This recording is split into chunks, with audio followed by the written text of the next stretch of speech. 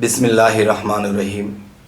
হে সমস্ত জগতবাসী, আজ আমি শামীম আলী চিশতি আপনাদের সামনে যে আলোচনাটি নিয়ে হাজির হলাম, সে আলোচনাটি সর্বস্তরের লোকেই আমাকে করতে বললেন, কিন্তু জ্ঞানী লোকেদের জন্য এটা তেমন বোঝার বিষয় নয়। তারপরেও অনেক সময় জ্ঞানী লোকেরাও এখানে হিমশিম করে যে আসলে বিষয়টা কী।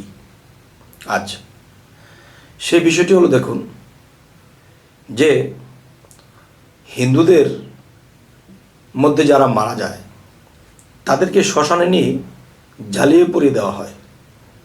আচ্ছা, মুসলমান যদি মারা যায় এদেরকে মাটি চাপা দিয়ে দেওয়া হয়, কবরস্থানে কবর দেওয়া হয়,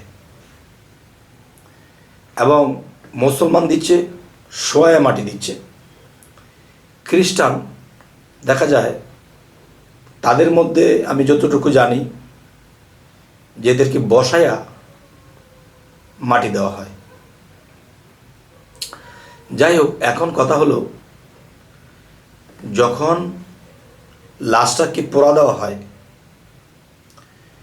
আর মুসলমান যখন কবর দেওয়া হয়, তাহলে এই দুইটা লাশের মধ্যেই তো আত্মা ছিল।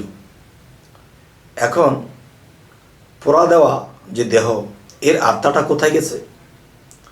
এবং মাটি দেওয়া যে দেহ, এটার আত্মাটা কোথায় গেছে? এই আত্মাগুলো একই স্থানে যাবে, নাকি হিন্দু ধর্মের জন্য আলাদা কোনো জায়গা আছে, সেখানে আত্মার বিচার হবে, আর মুসলমানের মধ্যে আলাদা জায়গা আছে, এখানে আত্মার বিচার করবে? তবে সর্বস্তরের লোকের এই কথাটা শোনা দরকার। অনেকের মধ্যে দেখা যায় এই কথার দ্বিধাদ্বন্দ্বটা লেগে থাকে।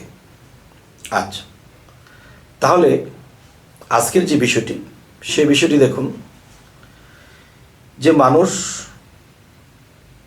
তার দেহটা পোড়া দিলে আত্মাটার স্থান, বিচার আচারের জায়গাটা কোথায়, এবং আত্মাটা কবর দিলে তার বিচার আচার বা তার যেখানে যাবে তার স্থানটা কোথায়?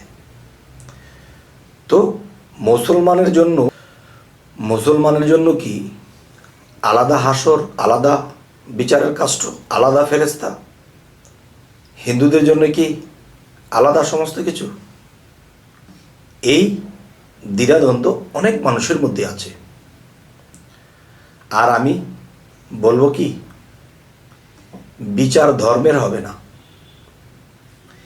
বিচার কোনো ধর্মের বিচার হবে না।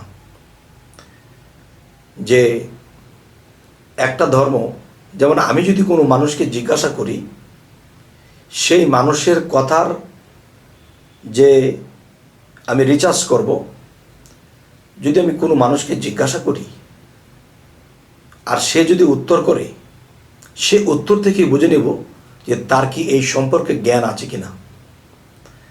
আমি একজন হিন্দু ধর্মের লোককে যদি জিজ্ঞাসা করি, আপনার ধর্ম কি, আপনার ধর্ম কি, এটা কিন্তু শরীয়ত বা স্থলের স্তর থেকে আপনি উত্তর দেবেন না, আপনি গভীর মারেফতের দেশ থেকে উত্তরটা দিবেন। তখন তিনি যদি জ্ঞানী হয়, তখন তার হিন্দু ধর্ম বলে না। যদি কোনো মুসলমানকে জিজ্ঞাসা করা হয় যে আপনার ধর্ম কি, আর উত্তরটি মারেফাতের দেশ থেকে দিবেন,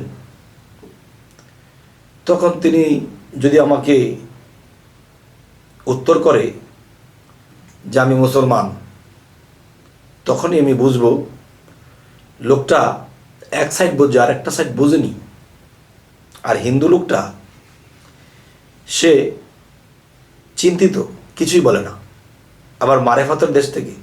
তখন মুসলমান লোকটি যদি বলে আমি মুসলমান, যদি সে বলে আমি মুসলমান, তাহলে বুঝতে হবে তার এই সম্পর্কে জ্ঞান নাই, যে মানুষ পোড়ালে কোথায় যাবে আর মানুষ কবর দিলে কোথায় যাবে, আত্মাটা কোথায় যাবে। আর যে এটার উত্তর দেবে আরেকভাবে বুঝে শুনে, তখন বুঝব যে হ্যাঁ, তিনির ভিতরে এই প্যাচটা নেই যে হিন্দু লোক মরলে পোড়া দেওয়ার পর সে কোথায় যায়, এবং মুসলমান মাটি দেয়, মাটি দিলে এই আত্মাটা কোথায় যায়।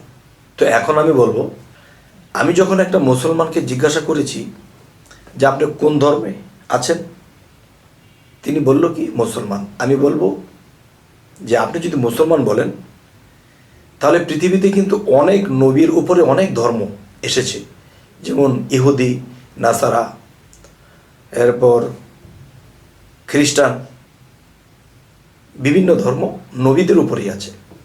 আচ্ছা, তাহলে সেই নবীকে মানি, তার ধর্ম কিন্তু মানি না।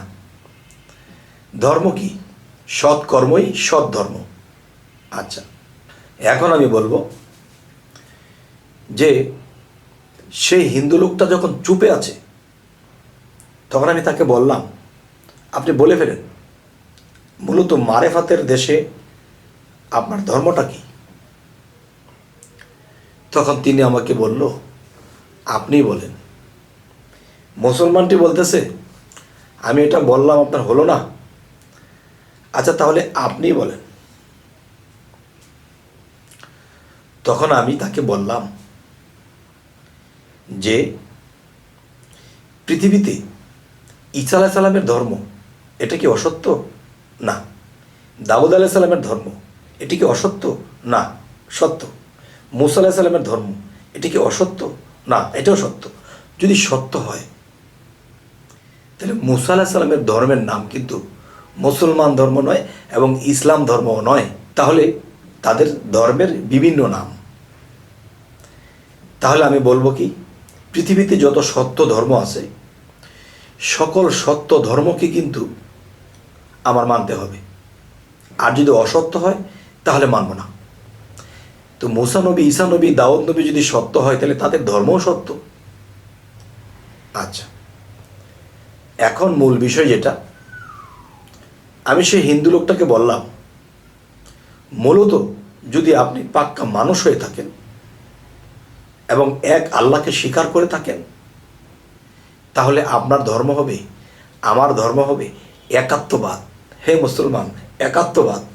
আপনার ধর্ম, আমার ধর্ম মূলত একাত্মবাদ। একাত্মবাদ কি? একাত্মবাদ হলো যে সকল সত্য ধর্মেই আল্লাহ বিরাজ আছে, রাসূল বিরাজ আছে। তাহলে সকল সত্য ধর্ম, আমরা কোনো ধর্মকে ফেলে দিতে পারবো না। এই সত্য ধর্ম, মুসা আলাইহিস সালামের সত্য ধর্ম, এই ধর্মের মধ্যে কি বলা হয়েছে তা আমরা শিখব। তাওরাত, জবুর, ফুরকান, এগুলো তো আমরা বুঝতে গেলে সেই ধর্মগুলো বোঝা হয়। তাহলে বলবো কি, আপনার আর আমার মূলত ধর্মটা কি? একাত্মবাদ। একাত্মবাদী হলো আপনার আমার ধর্ম। আচ্ছা, একাত্মবাদ বলতে কি, সকল সত্য ধর্মের ভিতরে সকল সত্য নবীর মধ্যে আমরা আছি। যেহেতু 4 জন নবী শ্রেষ্ঠ, সব নবীর নাম তো দেওয়া সম্ভব নয়। 4 জন শ্রেষ্ঠ নবীর নাম কিন্তু আমাদের কোরআনে এসেছে, হাদিসে এসেছে। তাহলে তারা নবী যদি সত্য হয়, তাদের ধর্মও সত্য। তাই আমি বলবো কি, মূলত আমার ধর্ম কি? একাত্মবাদ, এক আল্লাহ। আচ্ছা, এবার আসি যে হিন্দু মারা গেলে তাদেরকে আগুনে জ্বালিয়ে দেওয়া হয়, এই আত্মাটা কোথায় যাবে এবং বিচার কোথায় হবে? মুসলমান মারা গেলে মাটি দেওয়া হয়েছে, কবর দেওয়া হয়েছে, এখন তার আত্মাটা কোথায় যাবে?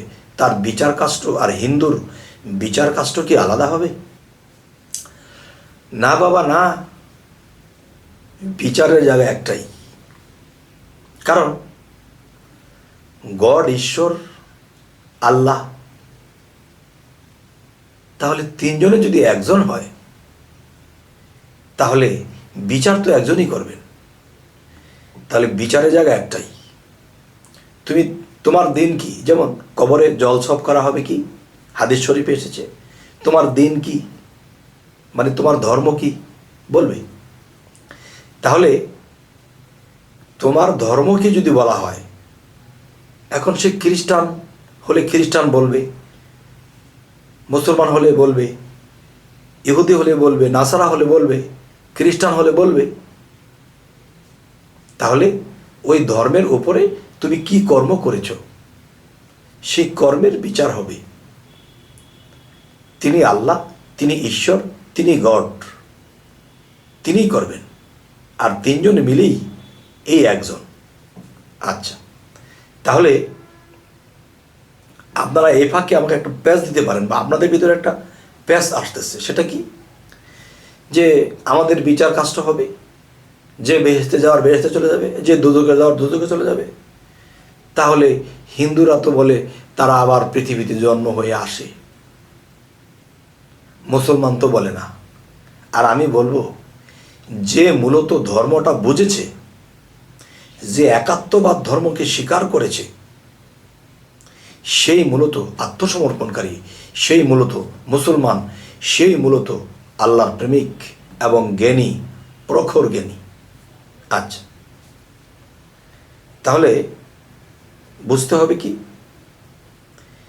যে মানুষটা ঘরে মারা যায়, বাইরে মারা যায়, কত দুর্ঘটনায় মারা যায়, তখন কিন্তু আত্মাটা বের হয়ে যায়। কবরে শোয়ানোর সময় কিন্তু আত্মাটা বের হয় না, পোড়ানোর সময় কিন্তু আত্মাটা বের হয় না। আত্মাটা মৃত্যুর সাথে সাথেই বের হয়ে যায়। তখন সেই আত্মাটা তখনই যদি বের হয়ে যায়, তখন সেই আত্মাগুলোর হিসেব টানতে শুরু করেন আল্লাহর কর্মচারী দ্বারা। আচ্ছা, তখন সেই বিচার টানতে টানতে তখন সে দেহের থেকে সে আত্মাটা বের হয়েছে, সেই আত্মাটা কি শাস্তিযোগ্য, বেহেশতের যোগ্য, দোজখের যোগ্য, নরকের যোগ্য, না স্বর্গের যোগ্য? তখন তাকে এই বিচার কাজটে থাকে। আচ্ছা, অন্য অন্য মতে আছে যে একটা আত্মা সাথে সাথে যায় না, অনেক দিন বাড়ির আশেপাশেই থাকে, কারণ সংসারের মায়া ছেড়ে যেতে চায় না। তাকে আমরা দেখি না, তারা কিন্তু দেখতেছে। আমার ছেলে কান্দে, মেয়ে কান্দে, আমি মৃত্যুর পরে জায়গা ভাগ বাটারা শুরু করে দিয়েছে, সব কিছু দেখে। যাই হোক, আজকের আলোচনা এটাই যে হিন্দু, বৌদ্ধ, খ্রিস্টান, মুসলমান যেই মারা যাক, তার কর্ম অনুসারে বিচার হবে এক জায়গাতেই। আচ্ছা, আমাদের এখানে আমরা আজরাইল বলি, আরেক ধর্মে এটাকে জম বলে, যমদূত,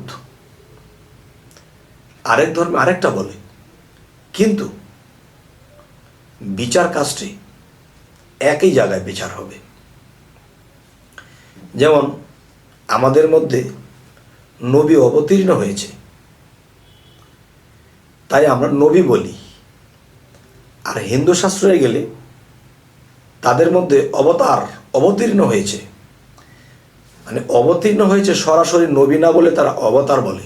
এখন আমি বলবো যে হিন্দু, বৌদ্ধ, খ্রিস্টান, মুসলমান, তার কর্মের উপরে বিচার হবে। এবং কোরআনে কিন্তু এটাও এসেছে যে তোমাদের দলনেতাকে ডাকা হবে সেই হাসরের দিন। হাসর শব্দের অর্থ কি? মরুভূমি। মরুভূমি, হাসর মাঠ, মরুভূমির মাঠ, সেখানে ডাকা হবে। ডাকানোর পরে আল্লাহ জিজ্ঞাসা করবে, তোমার এই ভক্ত, সে তো ইবাদত ঠিক মতো করেনি, আমার কাজ করেনি, সে তো জাহান্নামে যাবে। তখন সেই দলনেতার মধ্যে সে কি বলবে? যে আমি তাকে বুঝিয়েছি, বলেছি তোমরা আল্লাহর কাজ করো, তারা করেনি। তখন দলনেতা সাক্ষী দিবে তারা করেনি।